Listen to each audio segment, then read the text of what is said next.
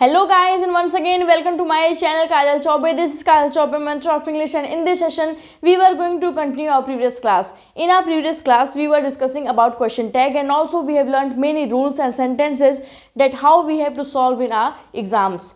So without wasting the time, let's start our today's session. In this session also we will learn many rules of question tag, and also we have to learn that what is imperative sentence. Okay, so without wasting time, let's start our today's session. Imperative sentence. What is imperative sentence? There were three main words of imperative sentence. First is order, request and advice. Okay, ये जो हमारा imperative sentence है इन्हीं तीन word पे आधारित है, यानी कि यही तीन वर्ड इसके बेस हैं. ये इम्पेरेटिव सेंटेंस में क्या होता है कि इसमें आपको ऑर्डर दिया जाएगा, रिक्वेस्ट किया जाएगा और एडवाइस दिया जाएगा. ठीक है, यही आपका है इसमें ऑर्डर, रिक्वेस्ट और एडवाइस. इसी पे पूरा का पूरा रूल है और क्वेश्चन है, और इसे ही हम इम्पेरेटिव सेंटेंस कहते हैं. ऑर्डर यानी कि कोई आपको ऑर्डर देगा, कोई आपको ऑर्डर देगा. रिक्वेस्ट यानी कि कोई आपसे रिक्वेस्ट करेगा, और एडवाइस यानी कि कोई आपको सलाह देगा. ठीक है, तो चलिए देखते हैं हमारा फर्स्ट रूल क्या है. Rule number first is imperative sentence का टैग पोजीशन के लिए. पोजीशन के लिए कौन सा टैग लगेगा इम्पेरेटिव सेंटेंस में? विल यू या वॉन्ट यू. विल यू या वॉन्ट यू लगेगा. कब, कहाँ पे लगेगा? इम्पेरेटिव सेंटेंस में पोजीशन के लिए, यानी कि पोजीशन दिखाया जाएगा, स्थान दिखाया जाएगा, तो क्या लगेगा? विल यू या वॉन्ट यू. ठीक है, जबकि निगेटिव में क्या लगेगा? निगेटिव के लिए क्या लगेगा आपका? निगेटिव के लिए केवल और केवल वॉन्ट यू का यूज़ हम करेंगे. पोजीशन में हम किसका किसका यूज कर सकते हैं? विल यू का भी यूज़ कर सकते हैं, और किसका कर सकते हैं? वॉन्ट यू का भी यूज़ कर सकते हैं. किसमें? पोजीशन में. लेकिन निगेटिव में क्या करेंगे? निगेटिव में केवल और केवल किसका यूज़ करेंगे?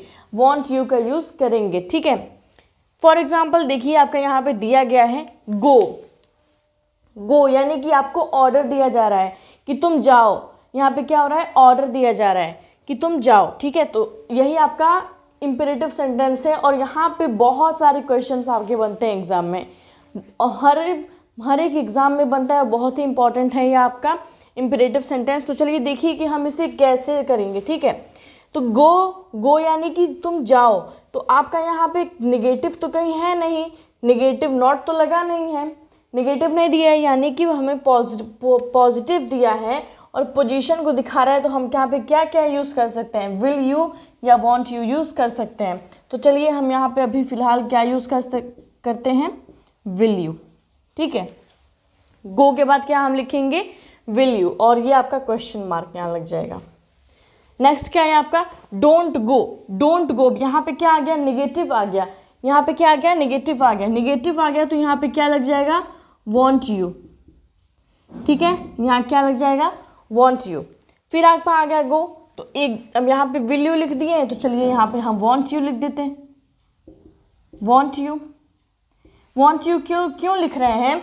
क्योंकि हम पोजीशन जब दिखाएंगे तो हम विल यू भी लिख सकते हैं और वॉन्ट यू भी लिख सकते हैं. लेकिन निगेटिव में क्या करेंगे? निगेटिव में केवल और केवल वॉन्ट यू ही लिखेंगे, वहाँ पे विल यू नहीं लिखेंगे. अगर हम यहाँ पे विल यू लिखते तो हमारा क्या हो जाता? अगर मान लीजिए हम यहाँ वॉन्ट यू की जगह विल यू लिखते तो ये हमारा गलत हो जाता. ठीक है, लेकिन हम यहाँ पे क्या लिखेंगे? वॉन्ट यू लिखेंगे. नेक्स्ट क्या है आपका?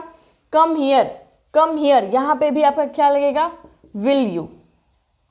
विल यू लगेगा. ठीक है, क्योंकि यहाँ पे भी कोई भी नेगेटिव सेंटेंस नहीं है. नेक्स्ट है आपका please give me a pen. यहाँ पे भी आपका क्या लग जाएगा?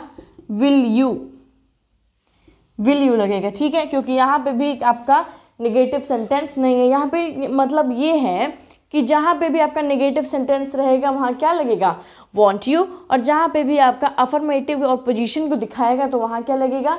विल यू भी लग सकता है और वॉन्ट यू भी लग सकता है. ध्यान में ये रखना है कि नेगेटिव में वॉन्ट यू लगेगा. ठीक है, help the poor. Help the poor, तो यहाँ पे भी क्या लग जाएगा? Will you. यहाँ पे भी आपका क्या लग जाएगा? Will you. ठीक है, don't mess with me. Don't mess with me. Don't लग गया ना यहाँ पे, यानी कि निगेटिव आ गया, तो यहाँ क्या लिखेंगे? Want you. यहाँ पे क्या हो जाएगा? वॉन्ट यू हो जाएगा. Please don't bother me. यहाँ पे भी डोंट आ गया आपका, तो यहाँ पे भी क्या हो जाएगा आपका? Want you. सो ये था आपका फर्स्ट रूल किसका, इम्परेटिव सेंटेंस का। और वो क्या है आपका रूल, एक बार फिर से हम रिपीट करते हैं और समझेंगे कि क्या है। इसमें आपका 3 मेन वर्ड रहेगा, क्या क्या, ऑर्डर रहेगा, रिक्वेस्ट रहेगा और एडवाइस रहेगा। और जब आपका सेंटेंस, इम्परेटिव सेंटेंस में जब आपका टैग लगाना होगा तो पोजीशन को दिखाने के लिए हम क्या करेंगे, विल यू या वॉन्ट यू लगाएंगे। पोजीशन दिखाने के लिए क्या करेंगे, विल यू या वॉन्ट यू लगाएंगे। और नेगेटिव रहेगा तो क्या लिखेंगे, वॉन्ट यू। अफर्मेटिव रहेगा और पोजीशन दिखाएगा तो विल यू या वॉन्ट यू लगाएंगे। और अगर नेगेटिव रहेगा तो केवल और केवल वॉन्ट यू लगाएंगे। ठीक है, चलिए अब आगे देखते हैं नेक्स्ट रूल क्या है हमारा। चलिए आगे देखते हैं नेक्स्ट रूल क्या है हमारा। रूल नंबर 2, लेट अस या लेट्स का टैग सदैव शैल वी लगता है। लेट अस और लेट्स ए का टैग हमेशा क्या लगता है, शैल वी। ठीक है, शैल वी लगेगा। कब, लेट अस लिखा रहेगा और या तो लेट अस लिखा रहेगा या तो लेट्स लिखा रहेगा तो टैग आपका क्या लगेगा, शैल वी लगेगा। ठीक है, for example let's play hockey, तो यहाँ पे हमारा लेट्स लिखा है तो क्या हो जाएगा, शैल वी, शैल वी। ठीक है, नेक्स्ट क्या है आपका, नेक्स्ट है आपका let's make some noise. Let's make some noise, तो यहाँ पे भी आपका क्या लग जाएगा, शैल वी। दोनों में लेट्स लगा है यानी कि यहाँ पे क्या लग जाएगा, शैल वी लग जाएगा। यही आपका रूल नंबर 2 है कि जब भी लेट्स या लेट अस लिखा रहेगा तो क्या लगेगा, वहाँ पे टैग शैल वी लगेगा। ठीक है, रूल नंबर 3, रूल नंबर 3 क्या कहता है आपका, लेट के बाद अस के प्लेस पर कोई और ऑब्जेक्ट आए तो टैग क्या लगेगा, विल यू। यानी कि मान लीजिए अभी लिखा था यहाँ पे कि लेट्स रहेगा या लेट अस रहेगा तो क्या लगाएंगे हम, शैल वी लगाएंगे। ठीक है, शैल वी लगाएंगे। लेकिन रूल नंबर 3 क्या कहता है आपका, ये आपका रूल नंबर 2 था। रूल नंबर 3 क्या कहता है कि लेट के बाद अगर अस ना लिखा हो, यहाँ पे कुछ और लिखा हो तो हम क्या लिखेंगे, तो हम टैग विल यू लगाएंगे।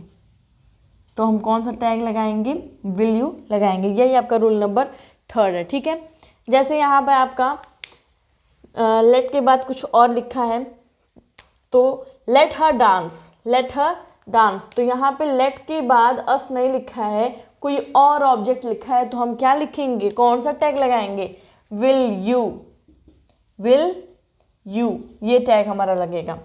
नेक्स्ट लेट मी स्पीक, यहाँ पे भी आपका लेट के बाद अस नहीं लगा है तो यहाँ पे भी क्या लग जाएगा, विल यू। ठीक है, यही आपका रूल नंबर 3 है कि लेट के बाद अगर अस ना लिखा हो, अस की जगह कोई और ऑब्जेक्ट लगा हो तो हम क्या लिखेंगे, टैग विल यू लिखेंगे।